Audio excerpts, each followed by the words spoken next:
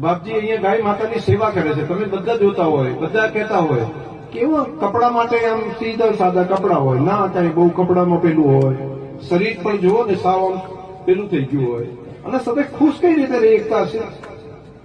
આપણે તો બધાને ઘર હોય, પરિવાર હોય, બંગલો હોય, રહેવા માટે મકાન હોય, છોકરા હોય, પરિવાર હોય, શરીરે બધું કમ્પ્લીટ હોય, તોય આપણે ખુશ ના રહી શકીએ.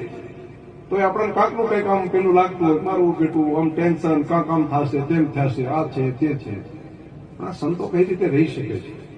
સેવા ભાવથી રહી શકે. સેવા ભાવ અને ગૌ માતાનું સાનિધ્ય, આ બે બાબતનું સમન્વય થઈ જાય તો બધા ખુશ રહી શકીએ.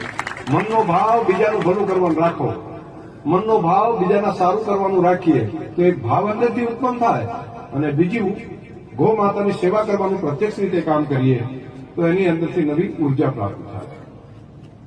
તો ગામે